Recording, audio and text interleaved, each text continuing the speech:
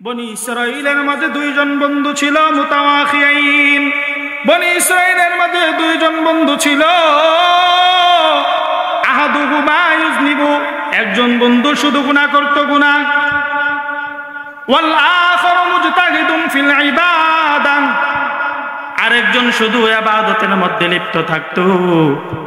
ওই ইবাদতকারী বান্দা যখন রাস্তা দিয়ে যাইতো, মাঝে মাঝে গুনাহগার বান্দাকে দেখতো, মাঝে মাঝে গুনাহগার বন্ধুকে দেখতো, গুনাহের মধ্যে লিপ্ত থাকতো। আর গুনাহগার বন্ধুকে ইবাদতকারী বন্ধু বলতো, বন্ধু রে, তোরে তো অনেক দাওয়াত দিলাম, আর কত দাওয়াত দিব, গুনাহর রাস্তা থেকে ফিরে আয়, আল্লাহর রাস্তায় আয়। ফারোয়া একদিন দেখলেন ইউজনিবু আলা, একদিন ইবাদতকারী বান্দা দেখলেন ওই গুনাহগার বান্দা রাস্তার মধ্যে বসে বসে গুনাহ করতেছে। ইবাদতকারী বান্দা ডাক দিয়ে বলে, বন্ধু রে, আর কত ধরে দাওয়াত দিব, কতদিন পর্যন্ত দাওয়াত দিব, আয় আল্লাহর পথে ফিরে আয়, গুনাহ থেকে ফিরে আয়। ওই সময় গুনাহগার বান্দা গুনাহগার বন্ধু রাগান্বিত হয়ে গেছে।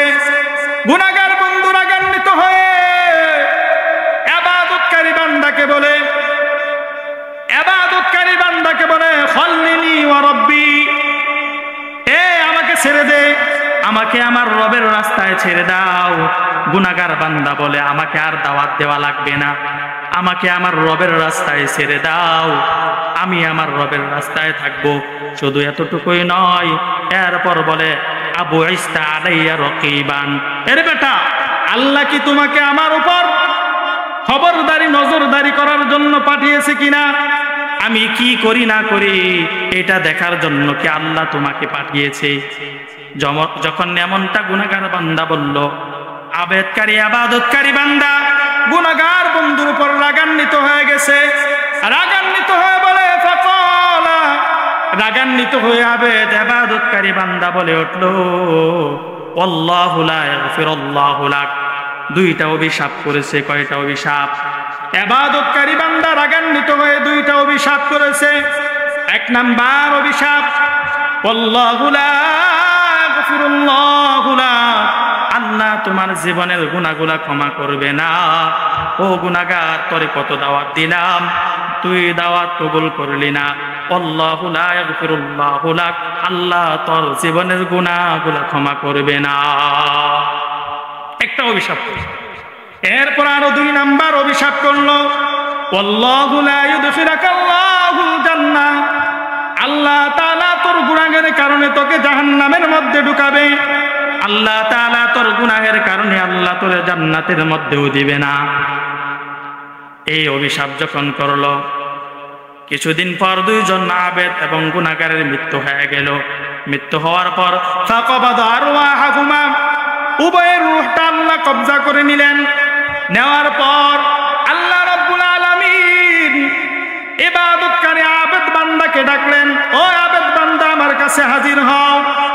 ইবাদতকারী আবেদ বান্দাকে আল্লাহ ডাক দিয়া বললেন, আতালামু, তুমি কি জানতা, তোমার কাছে কি আমি আল্লাহর বিষয়ে ইলম ছিল নাকি? তুমি কি জানতে আমি আল্লাহ রাব্বুল আলামিন আমার গুনাহগার বান্দাকে ক্ষমা করব না?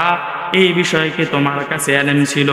আমি আল্লাহ এই বান্দাকে জান্নাতের মধ্যে ঢুকাবো না, এই বিষয়ে কি তোমার কাছে জ্ঞান ছিল? আমি কি আল্লাহ তোমাকে এমন ক্ষমতা দান করেছিলাম যেই ক্ষমতার বলে তুমি জেনেছিলে এই বান্দা জাহান্নামে ঢুকবে, এমন কি কোনো ক্ষমতা তোমাকে দান করেছিলাম নাকি? তখন আবেদ ইবাদতকারী বান্দা চুপ হয়ে দাঁড়ায় থাকবে। চুপ হয়ে যখন দাঁড়িয়ে আছে, আল্লাহ রাব্বুল আলামিন ফেরেশতাকে ডাক দেয়, ও ফেরেশতা, যা এই আবেদকারী ইবাদতকারী বান্দাকে যাও, আযহাবু বিহি ইলান্নার, এই আবেদকারী ইবাদতকারী বান্দাকে নিয়া যাও, আমি আল্লাহর তৈরি জাহান্নামের মধ্যে ঢুকায় দাও। নাউযুবিল্লাহ। আবেদকারী বান্দা ইবাদত করার কারণেও জবান দ্বারা অল্প একটু কথা বলার কারণে তাকে জাহান্নামে যাওয়া লাগছে, কি লাগে নাই? আল্লাহর নবী বলেন, এরপর আল্লাহ তাআলা ওই নাফরমান গুনাহগার বান্দাকে ডাকছে, এ নাফরমান, আয় আয় আয়, সারা জীবন আমি রবের নাফরমানি করলি, শেষ সময়ে মৃত্যুর আগ মুহূর্তে আমি আল্লাহকে চিনলি রে, শেষ মুহূর্তে আমি আল্লাহকে চিনি, গুনাহ থেকে তওবা করলি, জবানটাকে পবিত্র বানাইলি। শেষ মুহূর্তে আমি আল্লাহর দিকে মুতাওয়াজ্জু হয়ে খালেস দিলে তওবা করলি। তওবা করার কারণে আমি আল্লাহ সব গুনাহগুলো ক্ষমা করে দিছি। আমি আল্লাহ এইবার যা, তোর সব গুনাহগুলো আমি আল্লাহ মাফ করে দিলাম। ও গুনাহগার বান্দা, যা যা যা, আমি আল্লাহর রহমতের চাদর দিয়ে ঢাকা আমি আল্লাহর তৈরি জান্নাতে ঢুকে যা। আল্লাহ রাব্বুল আলামিন আবেদকারীকে জাহান্নামের মধ্যে ঢুকিয়ে দিল। মুসলমান শুধুই মাত্র জবানের কারণে। এই জন্য মুসলমান, জবান আল্লাহর দেওয়া একটি নিয়ামত। এই জবান দ্বারা যদি আমরা সঠিক পথে জবানের ব্যবহার করতে পারি, এই জবানের বিনিময়ে রয়েছে জান্নাত। বয়ানুল মানিতে হাদিসটি এসেছে, عن ابن عباس رضي الله تعالى عنهما قال, ইবনে আব্বাস রাদিয়াল্লাহু তাআলা আনহুমার বর্ণনা, তিনি বলেন আল্লাহর রাসূল সাল্লাল্লাহু আলাইহি ওয়াসাল্লাম বলেছেন, আউয়ালু মান ইউদআ ইলাল জান্নাতি ইয়াউমাল কিয়ামাহ, কিয়ামতের কঠিন ময়দানে আল্লাহ রাব্বুল আলামিনের ফেরেশতারা এমন কিছু আমলকারী ব্যক্তি আছে যাদেরকে বলবে, যাও যাও, সর্বপ্রথম তোমরা আল্লাহর তৈরি জান্নাতে ঢুকে যাও। এমন আমলকারী কারা? শুনতে মন চায় কি চায় না? শুনবেন আপনারা? আল্লাহর রাসূল বলেন, দুনিয়াতে এমন আমলকারী ব্যক্তি হলো ওই সমস্ত ব্যক্তিরা আল্লাযীনা ইয়াহমাদুল্লাহা ফিস সাররাই ওয়াদ দাররা। নবীজি বলেন, দুনিয়াতে এমন ব্যক্তি না আছে যারা সুখে দুঃখে, কষ্টের সময়, সুখের সময়, দুঃখের সময় তাদের জবান দিয়ে পড়ে আলহামদুলিল্লাহ। পড়েন না আলহামদুলিল্লাহ? আল্লাহর নবী বলেন, সুখে দুঃখে সর্বহালতে যেই বান্দারা তাদের জবান দিয়ে রবের শুকরিয়া করবে, বলবে আলহামদুলিল্লাহ, আল্লাহর নবী বলেন কিয়ামতের কঠিন ময়দানে ওই ব্যক্তিদেরকে ফেরেশতারা ডাকতে থাকবে, আজকে আইনাল হাম্মাদুন। দুনিয়াতে যারা রবের প্রশংসা করেছে, আজকে ওই প্রশংসাকারী বান্দারা কোথায়? আসো আসো আসো, তোমরা সর্বপ্রথম রবের তৈরি জান্নাতে ঢুকে যাও। সুবহানাল্লাহ বলেন না? আল্লাহু আকবার। তাহলে শুকরিয়া আদায় করলে সুখে দুঃখে সর্ব অবস্থায় যারা রবের শুকরিয়া আদায় করবে তারা সর্বপ্রথম জান্নাতের মেহমান হয়ে যাবে। বলেন না সুবহানাল্লাহ? তাহলে আমাদের দাম রবের কাছে কম না বেশি? কতটুকু বেশি? অনেক বেশি, ঠিক না? আমাদের দাম কতটুকু এটা আজকে আমরা জানব। সূরাত বানী ইসরাঈলের ৭০ নম্বর আয়াতে কারিমায় আল্লাহ সুবহানাহু ওয়া তাআলা বলেন, ওয়ালাকাদ কাররামনা বানী আদম ওয়া হামালনাহুম ফিল বাররি ওয়াল বাহরি ওয়া রাযাকনাহুম মিনাত তাইয়্যিবাত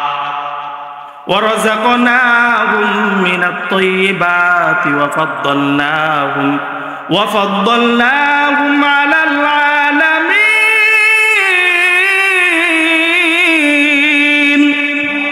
আর জোরে আওয়াজ দিয়ে বলেন না আল্লাহু আকবার। রব্বুল আলামিন ডেকে ডেকে দুনিয়ার মানুষদেরকে বলে, ও আমার ইমানদার গোলাম, আমি তোমাকে কতটুকু দামি বানিয়েছি জানো রে? রব্বুল আলামিন বলেন, ওয়ালাকাদ কাররামনা বানী আদম, বনি আদম সন্তানকে আমি আল্লাহ তাআলা সম্মানের মুকুট পরিয়েছি।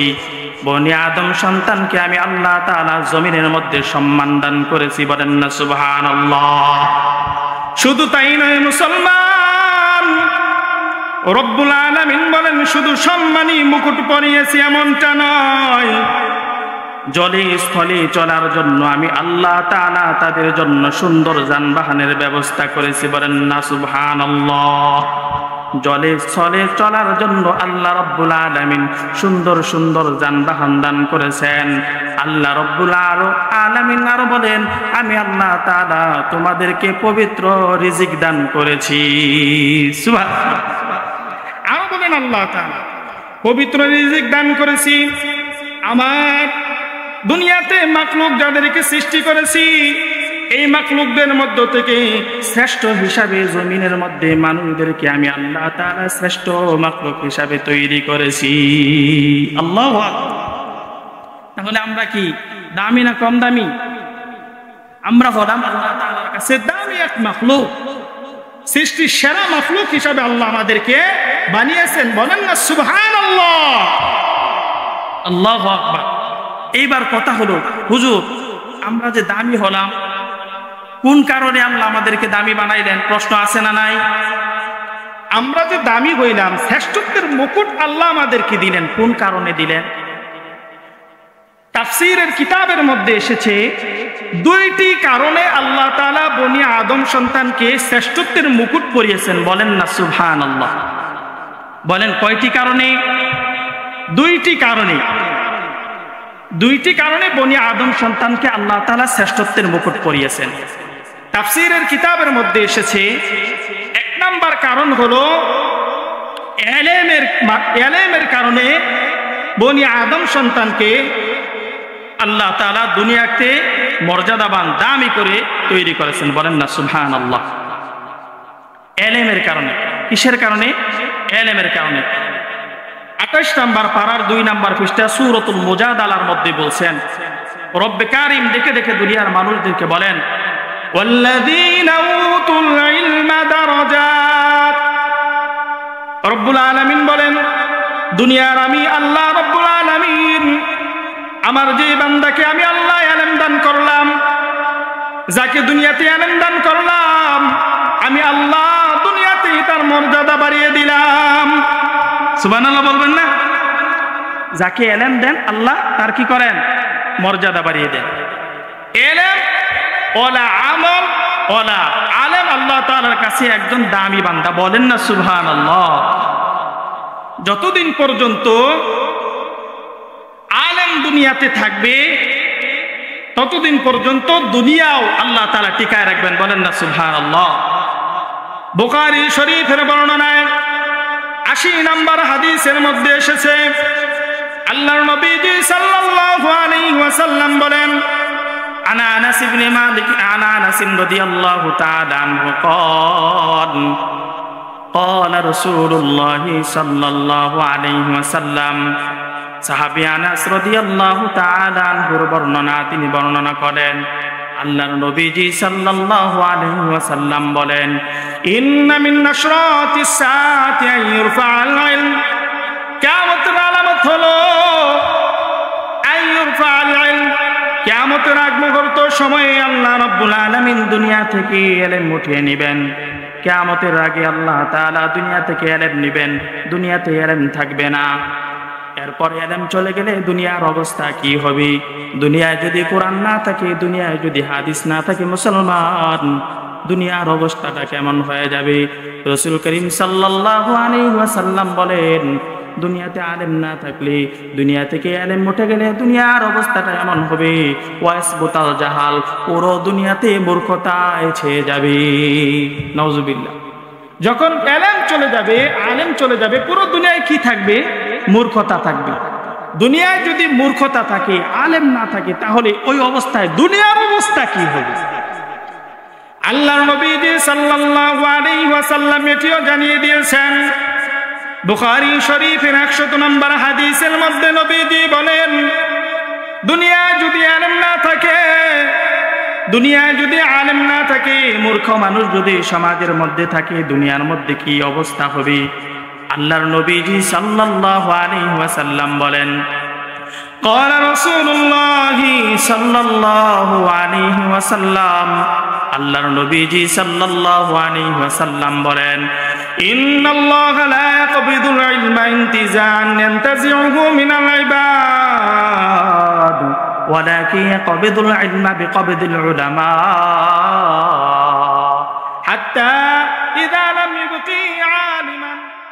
আল্লাহর রাসূল বলেন, দুনিয়ার মানুষেরা শুনো, আল্লাহ রাব্বুল আলামিন দুনিয়া থেকে ইলম উঠিয়ে নেবেন।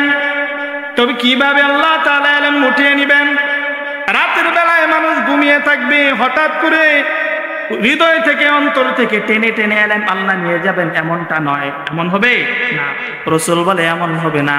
তাহলে কিভাবে আল্লাহ রাব্বুল আলামিন দুনিয়া থেকে ইলম নিয়ে যাবেন? বই পুস্তক কুরআন মাজিদ থেকে কালাম উঠে যাবে, এমনটা হবে নাকি? না, এমনটাও হবে না। রাসূল বলেন, আল্লাহ রাব্বুল আলামিন জমিন থেকে ইলমটাকে এইভাবে উঠিয়ে নেবেন। ওয়ালাকিন ইয়াকবিদুল উলামা, জমিন থেকে বড় বড় যত আলেম ওলামা থাকবে তাদের মৃত্যুর মাধ্যমে আল্লাহ তাআলা জমিন থেকে ইলম আসমানে উঠিয়ে নেবেন। তাকায় দেখেন মুহতারাম হাজিরিন, দুনিয়ায় কত বড় বড় আলেম ছিল। আবু হানিফা রাহমাতুল্লাহি আলাইহি কত বড় আলেম ছিলেন। তিনি দুনিয়া থেকে মৃত্যুর মাধ্যমে বিদায় হয়ে গেছেন, ঠিক কিনা বলেন? তিনার মতো আর এত বড় আলেম জমিনের মধ্যে কখনো আসবে না, ঠিক কিনা বলেন?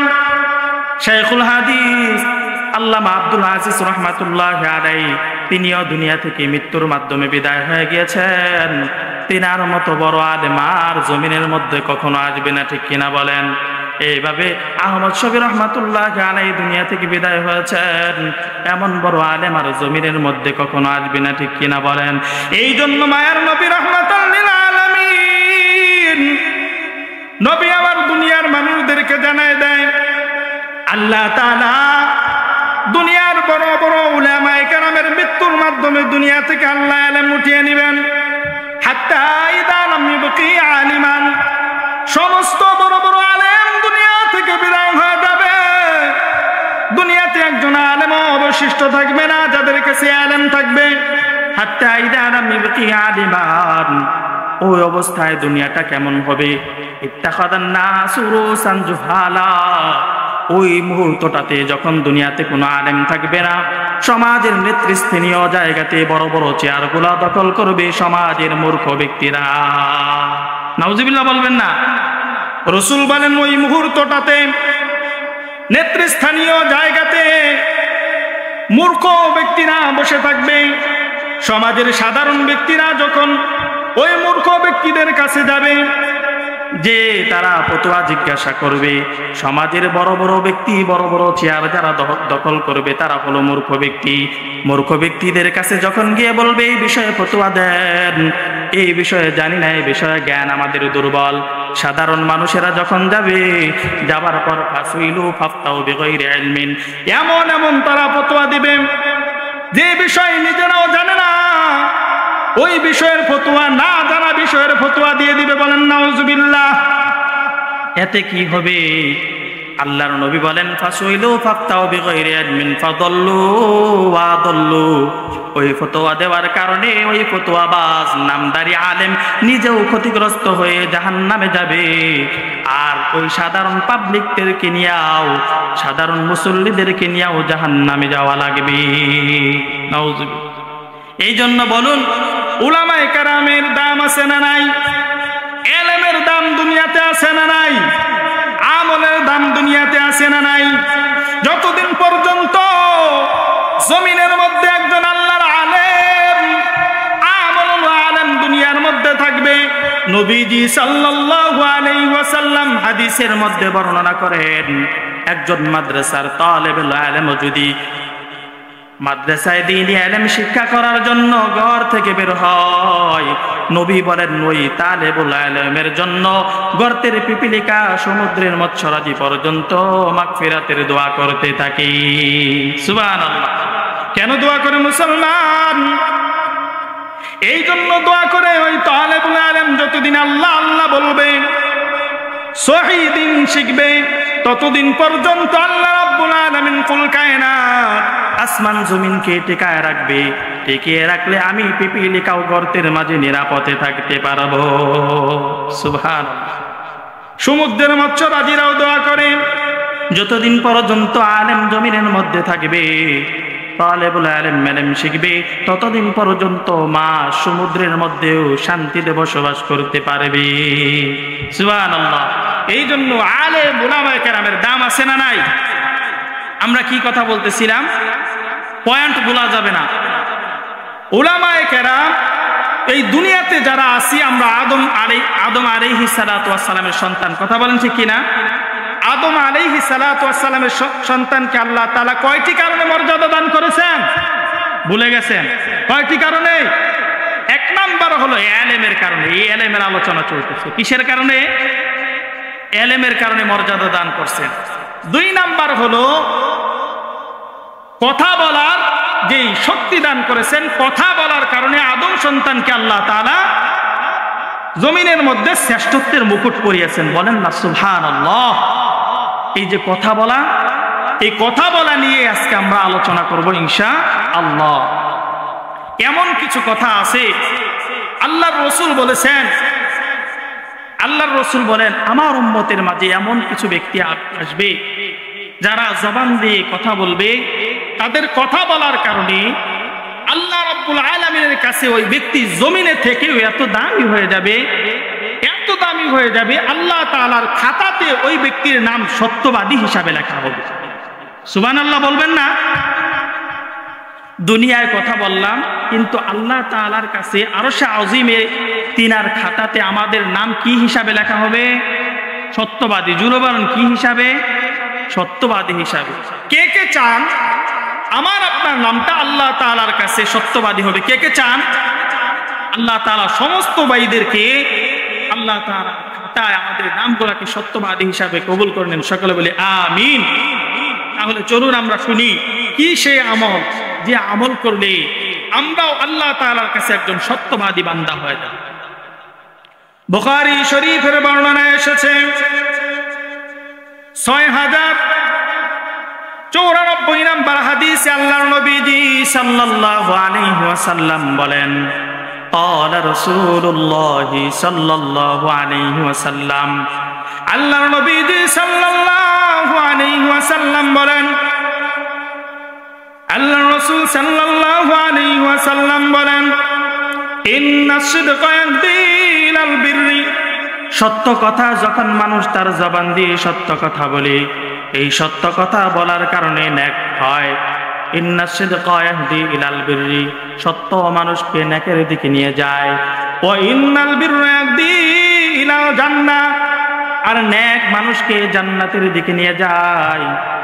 সত্য যখন মানুষ জবান দিয়ে সত্য কথা বলে, ইন্নাস সিদকা ইয়াহদি ইলাল বিররি, এই সত্য কথা মানুষকে কল্যাণের দিকে নিয়ে যায়। ওয়া ইন্নাল বিররা ইয়াহদি ইলাল জান্নাহ, আর কল্যাণ নেক আমল বান্দাকে জান্নাতের দিকে নিয়ে যায়। আল্লাহর নবীজি বলেন, দুনিয়াতে আমার বান্দা বান্দি বসে বসে যখন পবিত্র জবান লাড়িয়ে লাড়িয়ে সত্য কথা বলতে থাকে, ওয়া ইন্নার রাজুলা লা ইয়াসদিকু হাত্তা ইয়াকুনা ইনদাল্লাহি সিদ্দীকা, রাসূল বলেন আমার বান্দা বান্দি জমিনের মধ্যে বসিয়া যখন জবান লড়ায়া সত্য কথা বলতে থাকে, এই বান্দার নাম আমি আল্লাহর কাছে সত্যবাদী হিসাবে লেখা হয়ে যায়। সুবহানাল্লাহ। যারাই জমিনে বসে সত্য কথা বলে, আল্লাহর নবী বলেন এদের কথা, এদের নাম আল্লাহ তাআলার কাছে সত্যবাদী বান্দা হিসাবে লেখা হয়ে যায়। সুবহানাল্লাহ। আল্লাহর নবী বলেন, ওয়া ইন্নাল কাযিবা ইয়াহদি ইলাল ফুজুর, আর মিথ্যা কথা মানুষকে, ওয়া ইন্নাল কাযিবা ইয়াহদি ইলাল ফুজুর, আর যারা মিথ্যা কথা বলে, মিথ্যা কথা মানুষকে পাপের দিকে নিয়ে যায়। দেখবেন যখন আমরা একটা মিথ্যা কথা বলি, কেউ যদি একটা মিথ্যা কথা বলে, একটা মিথ্যা কথাকে ডাকার জন্য আরো 100টা মিথ্যা কথা বলতে হয়, ঠিক কিনা বলেন? এই জন্যই রাসূল বলেন, ওয়া ইন্নাল কাযিবা ইয়াহদি ইলাল ফুজুর, মিথ্যা মানুষকে জাহান্নামের দিকে নিয়ে যায়। ওয়া ইন্নাল ফুজুরা ইয়াহদি ইলান নার, মিথ্যা কথা বলতে বলতে আল্লাহর গোলাম জাহান্নামের দিকে যায়। ওয়া ইন্নাল ফুজুরা ইয়াহদি ইলান নার ওয়া ইন্নার রাজুলা লা ইয়াকযিবু হাত্তা ইউকতাবা ইনদাল্লাহি কাযযাবা, এ আল্লাহর বান্দা জমিনের মধ্যে মিথ্যা কথা বলতে বলতে আল্লাহ রাব্বুল আলামিন বলেন এই বান্দার নাম আমি আল্লাহর কাছে মিথ্যাবাদী হিসাবে লেখা হয়। নাউযুবিল্লাহ। যারা জমিনের মধ্যে মিথ্যা কথা বলে, মিথ্যা কথা বলতে বলতে আল্লাহর রাসূল বলেন ওই বান্দার নাম আল্লাহ লিখে ফেলে, খাতায় লেখে যে বান্দা তো মিথ্যাবাদী বান্দা। নাউযুবিল্লাহ বলবেন না? এইবার কথা হলো, জবানে যারা মিথ্যা কথা বলে, মিথ্যা কথা বলার দুইটি ভয়ঙ্কর দিক। মিথ্যা কথা বলার কয়টি ভয়ঙ্কর দিক? দুইটি। অনেকগুলো দিক আছে, এর মধ্য থেকে মিথ্যা কথা বলা কুফল হলো দুটি। যারা মিথ্যা কথা বলে, মিথ্যা কথা জবান দিয়ে মিথ্যা কথা বলে, সত্য কথা বলে না, তাদের কুফল হলো দুইটি। কয়টি? কি সেই কুফল? মিথ্যা কথা যারা বলে, এক নম্বর কুফল হলো যারা তাদের মুখ যা মন চায় তাই বলে। জবান তো আর কেউ আটকায় না, ঠিক কিনা বলে? কোনদিন তো জবান আল্লাহ আটকায় দেয়, যা মন চায় এই জন্য জবান দিয়ে তাই বলে। এই জন্য যারা মিথ্যা কথা বলে তাদের দুইটা কুফল হবে। এক নাম্বার কুফল কি? যারা মিথ্যা কথা জমিনের মধ্যে বলে, আল্লাহর রাসূল বলেন তাদের কাছ থেকে রহমতের ফেরেশতা দৃষ্টির সীমার থেকে দূরে চলে যায়। নাউযুবিল্লাহ বলবেন না? যারা মিথ্যা কথা বলে, মিথ্যা কথা বলার কারণে কি হয়? রহমতের ফেরেশতা বান্দার কাছ থেকে চলে যায়। আল্লাহর রাসূল সাল্লাল্লাহু আলাইহি ওয়াসাল্লাম বলেছেন, সুনানুত তিরমিজি শরীফের বর্ণনায় হাদিসটি এসেছে। আল্লাহর নবীজি সাল্লাল্লাহু আলাইহি ওয়াসাল্লাম বলেন, সুনানুত তিরমিজি শরীফের 1972 নম্বর হাদিসে আল্লাহর রাসূল বলেন, ক্বালা রাসূলুল্লাহি সাল্লাল্লাহু আলাইহি ওয়াসাল্লাম, আল্লাহর রাসূল সাল্লাল্লাহু আলাইহি ওয়াসাল্লাম বলেন, ইদা কাযাবাল আবদু তাবাদা আনহুল মালাকু মিন্নাতিন মা জাবিহি। আল্লাহর নবী বলেন, জমিনের মধ্যে আমার যে বান্দা বান্দি আমার দেয়া পবিত্র জবান দিয়ে মিথ্যা কথা বলে, মিথ্যা কথা বলার সাথে সাথে ওই ব্যক্তির জবানের মধ্যে একটি দুর্গন্ধ তৈরি হয়ে যায়। নাউযুবিল্লাহ। দুর্গন্ধ তৈরি হয়ে যায়। এই দুর্গন্ধের কারণে তাবাদানহুল মালাকু মিলান, নবী বলেন দুর্গন্ধটা এমন দুর্গন্ধ হয়ে যায়, দুর্গন্ধের কারণে রহমতের ফেরেশতার ওই বান্দার কাছে থাকতে পারে না। নাউযুবিল্লাহ। তাহলে মিথ্যা কথা বললে রহমতের ফেরেশতা দৃষ্টির সীমা থেকে অনেক দূরে চলে যায়। নাউযুবিল্লাহ বলে। এজন্য মিথ্যা কথা বলা যাবে, জবানকে কন্ট্রোল করতে হবে। আমার পঠিত আয়াতে কারিমা, যে আয়াতে কারিমা আল্লাহ বলেছেন, বান্দা জবান থেকে যা কিছুই বের হচ্ছে ওইটাকে সাথে সাথেই রেকর্ড করার জন্য সংরক্ষিত একজন প্রহরী নিযুক্ত রয়েছে। বলেন না সুবহানাল্লাহ। তাহলে আমরা যা পড়তেছি, যা বলতেছি, প্রত্যেকটা রেকর্ড করার জন্য ফেরেশতা আছে না নাই? হ্যাঁ। মজার একটা হাদিস শোনাই। আল্লাহর রাসূল সাল্লাল্লাহু আলাইহি ওয়াসাল্লাম বলেছেন, আমার ঈমানদার বান্দা বান্দি, আমার উম্মতের কোন ব্যক্তি যদি এই তাসবিহ তিলাওয়াত করতে পারে, যত বেলা এই তাসবিহ তিলাওয়াত করবে, তার জন্য উহুদ পাহাড় থেকেও বেশি সওয়াব তার আমলনামায় দান করা হবে। সুবহানাল্লাহর আওয়াজটা একটু কম হয়ে গেল, জোরে আওয়াজ দিয়ে বলেন না সুবহানাল্লাহ। এমন আমল, যে আমল বান্দা বান্দি করলে সাথে সাথেই তার জন্য আল্লাহ তাআলা উহুদ পাহাড় থেকেও বেশি সওয়াব তার আমলনামায় দান করবে। আল্লাহর রাসূল সাল্লাল্লাহু আলাইহি ওয়াসাল্লাম বলেন, মান ক্বালা সুবহানাল্লাহ, আল্লাহর নবী বলেন আল্লাহ তাআলা বান্দাকে যেই পবিত্র জবান দিয়েছে, এই দামি জবান দিয়ে, পবিত্র জবান দিয়ে যদি দুনিয়ার কোন বান্দা বান্দি পড়ে সুবহানাল্লাহ, আল্লাহর নবী বলেন এই সুবহানাল্লাহ তাসবিহটার এত দাম উহুদ পাহাড়ের থেকেও অনেক বড় একটি সওয়াব সুবহানাল্লাহ বলার কারণে বান্দার আমলনামায় আল্লাহ দান করে দেন। সুবহানাল্লাহ। এই জন্য তাসবিহ পড়তে হবে। জবানে যত পারি বেশি বেশি আমরা কি করব? তাসবিহ পড়তে থাকবে। এই জন্য 1 নাম্বার বললাম মিথ্যা কথা না বলা। যারা মিথ্যা কথা বলে তাদের কাছ থেকে কি দূরে চলে যায়? রহমতের ফেরেশতা অনেক দূরে চলে যায়।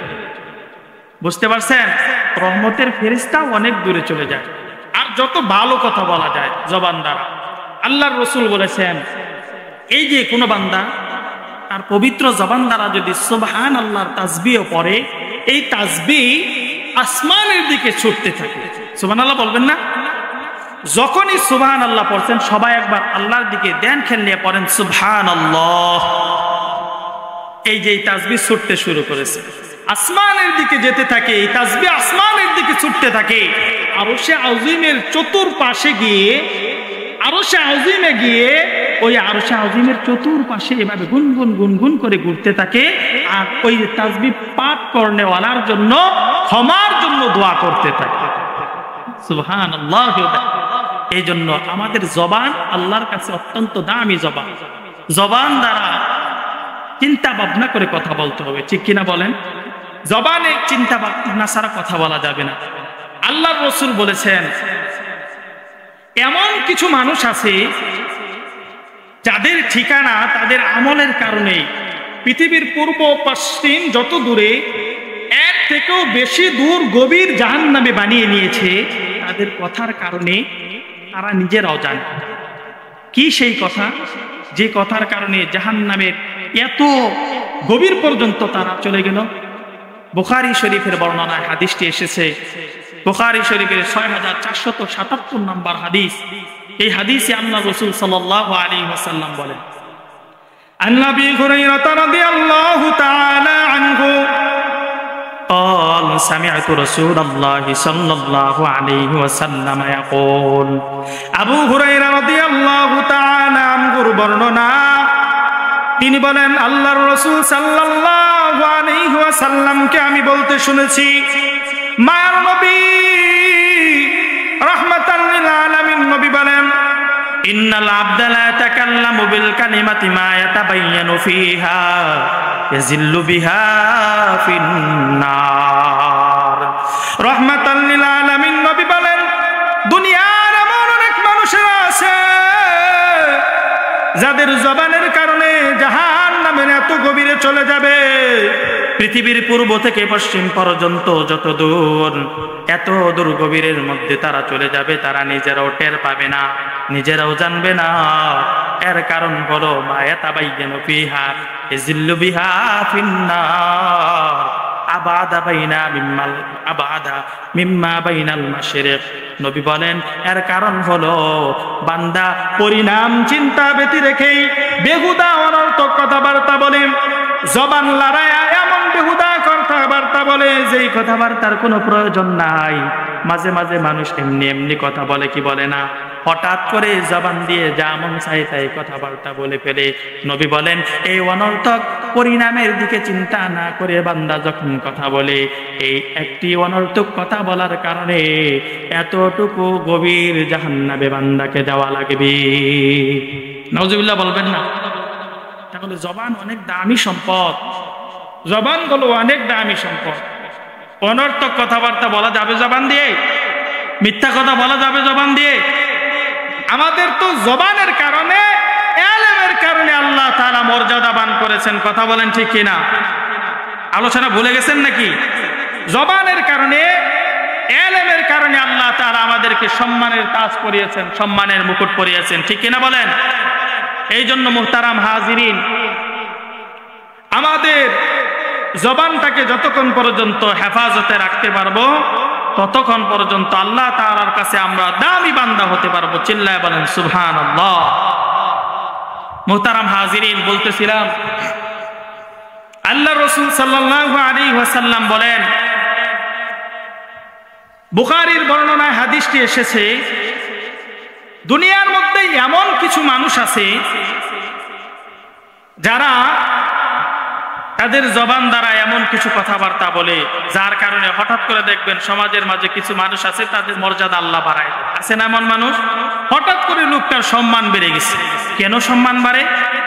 আল্লাহর রাসূল সাল্লাল্লাহু আলাইহি ওয়াসাল্লাম বলেছেন, বুখারী শরীফের ৬৬৭৮ নম্বর হাদিসের মধ্যে আল্লাহর নবী বলেন, عن أبي هريرة رضي الله تعالى عنه قال قال رسول الله صلى الله عليه وسلم আবু হুরায়রা রাদিয়াল্লাহু তাআলা আনহুর বর্ণনা, তিনি বলেন মায়ার নবী রাহমাতাল লিল আলামিন বলেন, ইন্নাল আবদা লা ইয়াতাকাল্লামু বিল কালিমাতি মিন রিদওয়ানিল্লাহ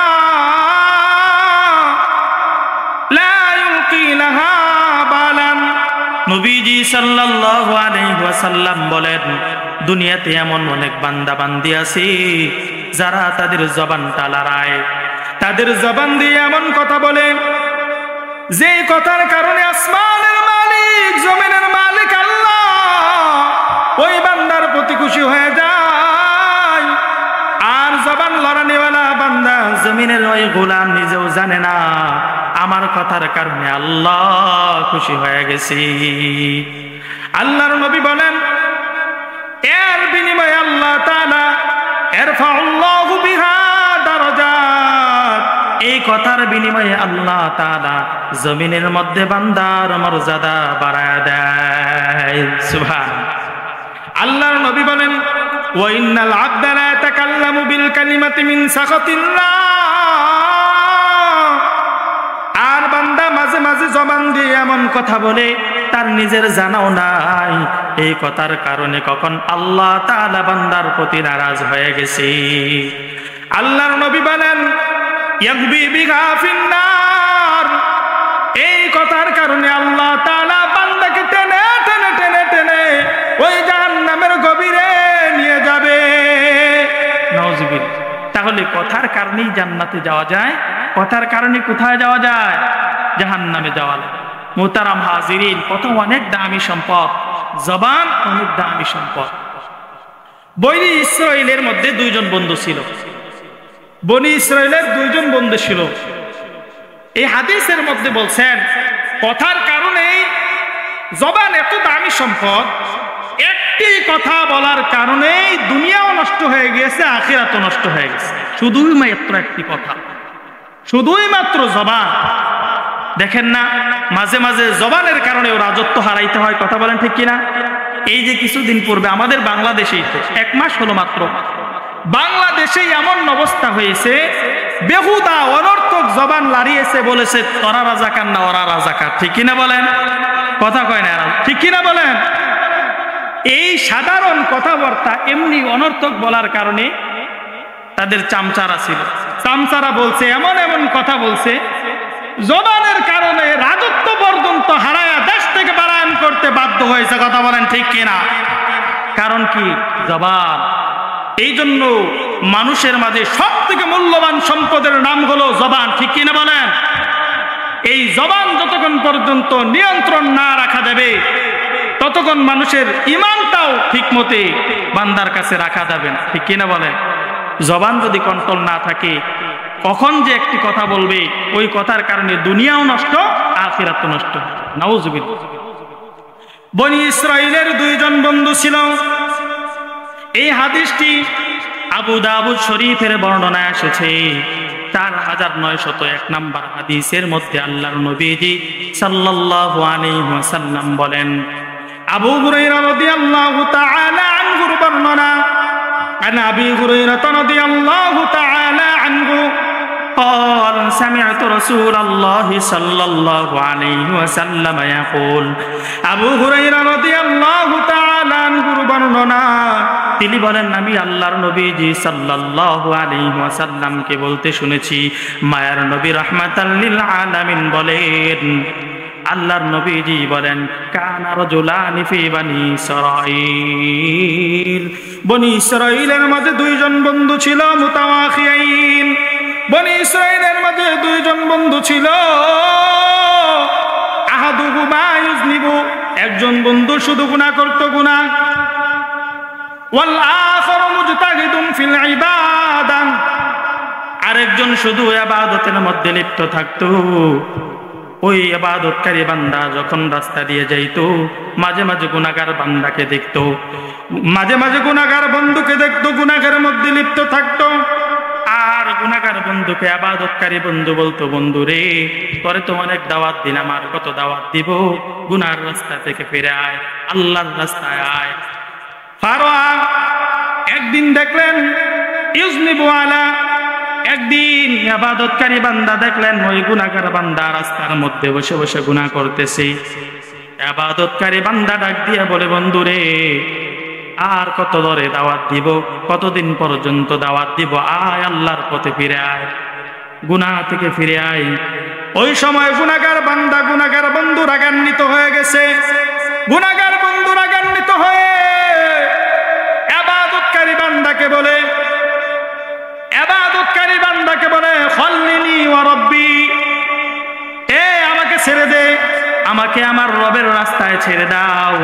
গুনাহগার বান্দা বলে, আমাকে আর দাওয়াত দেওয়া লাগবে না, আমাকে আমার রবের রাস্তায় ছেড়ে দাও, আমি আমার রবের রাস্তায় থাকবো। শুধু এতটুকুই নয়, এরপর বলে আবু ইস্তা আলাইয়া রকিবান, এর বেটা আল্লাহ কি তোমাকে আমার উপর খবরদারি নজরদারি করার জন্য পাঠিয়েছে কিনা, আমি কি করি না করি এটা দেখার জন্য কি আল্লাহ তোমাকে পাঠিয়েছে? যখন এমনটা গুনাহগার বান্দা বলল, আবেদকারী ইবাদতকারী বান্দা গুনাহগার বন্ধুর উপর রাগান্বিত হয়ে গেছে। রাগান্বিত হয়ে বলে ফাকালা, রাগান্বিত হয়ে আবেদ ইবাদতকারী বান্দা বলে উঠল, আল্লাহু লা ইয়াগফিরুল্লাহু লাক। দুইটা অভিশাপ করেছে। কয়টা অভিশাপ? ইবাদতকারী বান্দা রাগান্বিত হয়ে দুইটা অভিশাপ করেছে। এক নাম্বার অভিশাপ, আল্লাহু লা ইয়াগফিরুল্লাহু লাক, আল্লাহ তোমার জীবনের গুনাহগুলা ক্ষমা করবে না। ও গুনাহগার, তোরে কত দাওয়াত দিলাম, তুই দাওয়াত কবুল করলি না। আল্লাহু লা ইয়াগফিরুল্লাহু লাক, আল্লাহ তোর জীবনের গুনাহগুলা ক্ষমা করবে না। একটা অভিশাপ করল। এরপর আরো দুই নাম্বার অভিশাপ করলো, আল্লাহু লা ইউদখিলুকাল্লাহুল জান্নাহ, আল্লাহ তাআলা তোর গুনাহের কারণে তোকে জাহান্নামের মধ্যে ঢুকাবে। আল্লাহ তাআলা তোর গুনাহের কারণে আল্লাহ তোরে জান্নাতের মধ্যেও দিবে না। এই অভিশাপ যখন করলো, কিছুদিন পর দুইজন আবেদ এবং গুনাহগারের মৃত্যু হয়ে গেল। মৃত্যু হওয়ার পর ফাকাবাদা আরওয়াহুমা, উভয়ের রূহটা আল্লাহ কবজা করে নিলেন। নেওয়ার পর আল্লাহ রাব্বুল আলামিন ইবাদতকারী আবেদ বান্দাকে ডাকলেন, ও আবেদ বান্দা আমার কাছে হাজির হও। ইবাদতকারী আবেদ বান্দাকে আল্লাহ ডাক দিয়া বললেন, আতালামু, তুমি কি জানতা তোমার কাছে কি আমি আল্লাহর বিষয়ে ইলম ছিল নাকি? তুমি কি জানতে আমি আল্লাহ রাব্বুল আলামিন আমার গুনাহগার বান্দাকে ক্ষমা করব না? এই বিষয়ে কি তোমার কাছে ইলম ছিল? আমি আল্লাহ এই বান্দাকে জান্নাতের মধ্যে ঢুকাবো না, এই বিষয়ে কি তোমার কাছে জ্ঞান ছিল? আমি কি আল্লাহ তোমাকে এমন ক্ষমতা দান করেছিলাম যেই ক্ষমতার বলে তুমি জেনেছিলে এই বান্দা জাহান্নামে ঢুকবে, এমন কি কোনো ক্ষমতা তোমাকে দান করেছিলাম নাকি? তখন আবেদ ইবাদতকারী বান্দা চুপ হয়ে দাঁড়ায় থাকবে। চুপ হয়ে যখন দাঁড়িয়ে আছে, আল্লাহ রাব্বুল আলামিন ফেরেশতাকে ডাক দেয়, ও ফেরেশতা যা, এই আবেদকারী ইবাদতকারী বান্দাকে যাও, আযহাবু বিহি ইলান্নার, এই আবেদকারী ইবাদতকারী বান্দাকে নিয়া যাও, আমি আল্লাহর তৈরি জাহান্নামের মধ্যে ঢুকায় দাও। নাউযুবিল্লাহ। আবেদকারী বান্দা ইবাদত করার কারণেও জবান দ্বারা অল্প একটু কথা বলার কারণে তাকে জাহান্নামে যাওয়া লাগছে, কি লাগে নাই? আল্লাহর নবী বলেন, এরপর আল্লাহ তাআলা ওই নাফরমান গুনাহগার বান্দাকে ডাকছে, এ নাফরমান আয় আয় আয়, সারা জীবন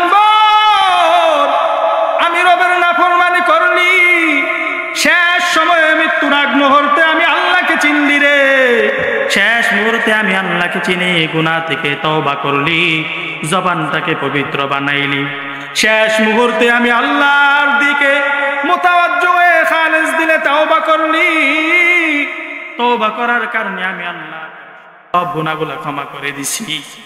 আমি আল্লাহ, এইবার যা, তোর সব গুনাহগুলো আমি আল্লাহ মাফ করে দিলাম। ও গুনাহগার বান্দা যা যা যা, আমি আল্লাহর রহমতের চাদর দিয়ে ঢাকা, আমি আল্লাহর তৈরি ঢুকে যা। আল্লাহ রাব্বুল আলামিন আবেদকারীকে জাহান্নামের মধ্যে ঢুকিয়ে দিল মুসলমান শুধুই মাত্র জবানের কারণে। এই জন্য মুসলমান, জবান আল্লাহর দেওয়া একটি নিয়ামত।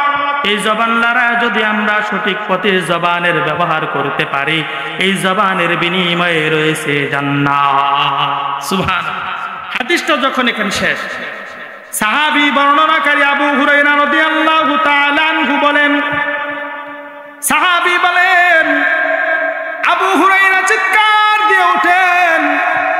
এই হাদিস শেষ হওয়ার পর নবীজির কাছ থেকে যখন আবু হুরায়রা হাদিসটা শুনলেন, শোনার পর আবু হুরায়রা একটা চিৎকার দিয়েছেন, চিৎকার দিয়ে বলেন, ওয়াল্লাহি, আল্লাহর শপথ করে বলি, যে আল্লাহর হাতে আমার জান, যে আল্লাহর হাতে আমার প্রাণ, আল্লাহর শপথ করে বলি, হাই এই ইবাদতকারী বান্দা যদি এমন একটি কথা না বলতো, তাহলে তার দুনিয়া আর আখিরাত বরবাদ হতো না।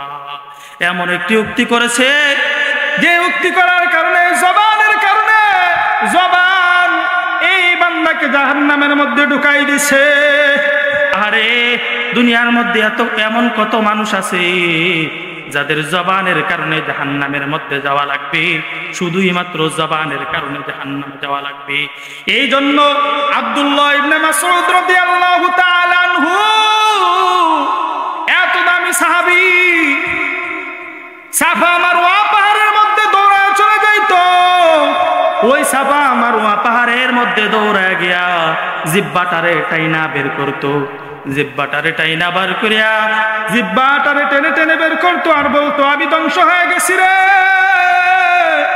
হায় হয়তোবা জবানের কারণেই আমাকে জাহান্নামে যাওয়া লাগবে, হয়তোবা জবানের কারণেই জাহান্নামে যাওয়া লাগবে। এই জন্য মুসলমান, জবান যদি কন্ট্রোল না করতে পারে, ওই ব্যক্তিকে আল্লাহ হয়তোবা জাহান্নামের মধ্যে দিয়ে দিবে। ঠিকই না বলেন? এই জন্য জবানকে হেফাজত করতে। আল্লাহর নবীজি সাল্লাল্লাহু আলাইহি ওয়াসাল্লাম বলেছেন, আমার কোন উম্মত যদি দুনিয়ার জমিন থেকে দুইটি জিনিসের হেফাজতের জামানত দিতে পারে, আমি স্বয়ং রসূল ওই ব্যক্তির জন্য জিম্মাদার হয়ে গেলাম।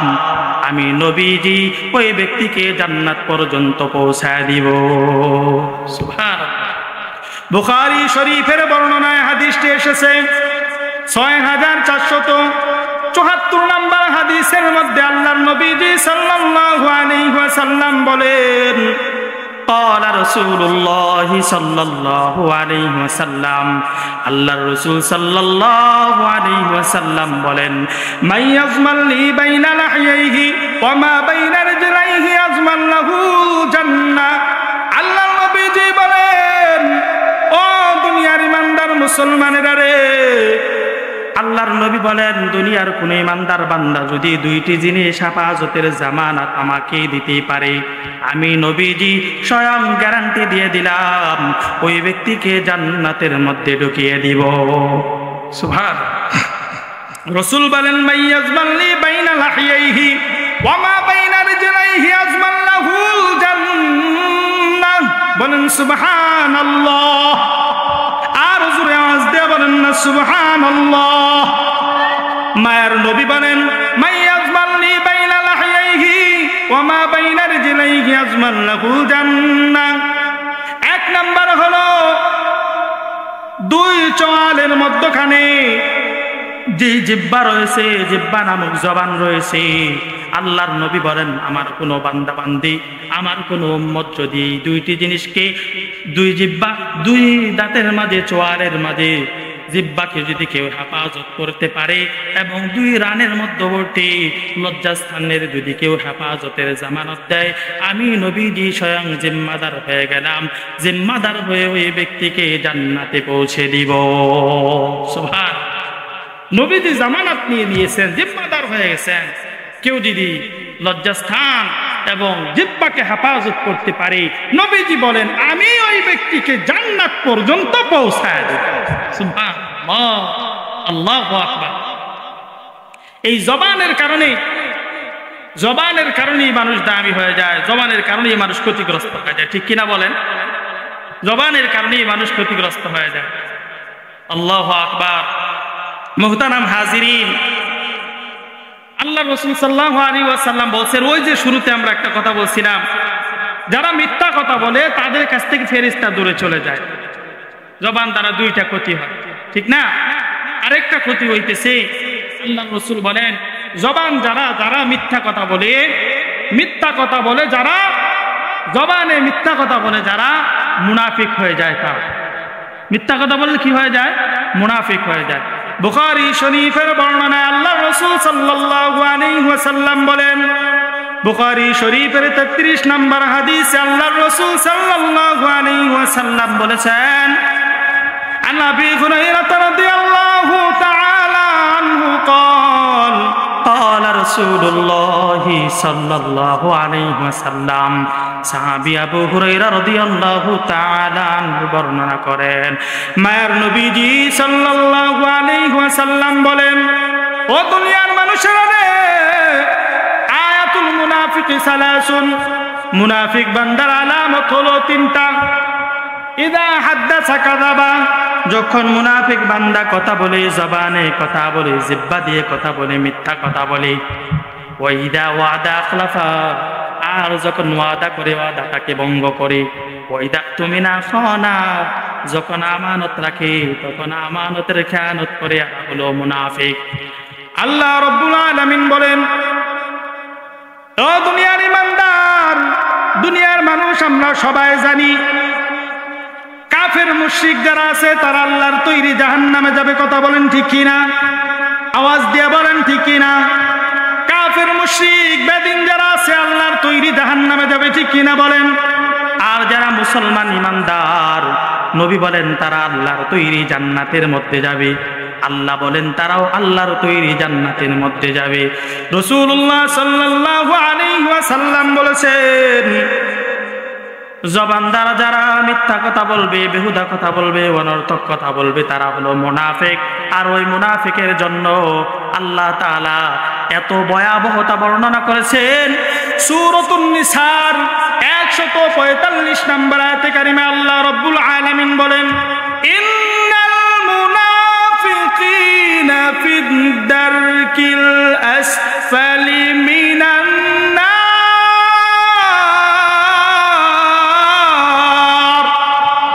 আল্লাহ নবীজি বলেন, মুনাফিক বান্দা যারা হবে তারা জাহান্নামের একেবারে গভীরেই থাকবে। জাহান্নামের একেবারে গভীরের মধ্যে তাদেরকে আযাব দান করা হবে। নাউযুবিল্লাহ।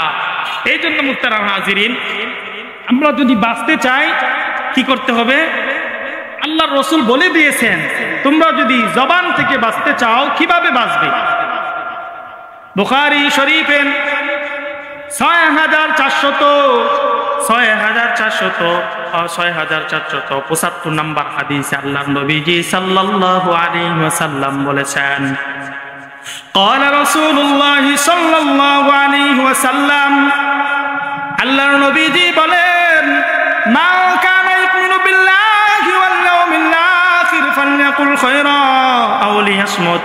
আল্লাহর নবীজি বলেন, যারা আল্লাহর উপর ঈমান আনে, আখিরাতের দিনের উপর ঈমান আনে, বিশ্বাস রাখে, ওই ব্যক্তি যেন জবান দিয়ে ভালো কথা বলে।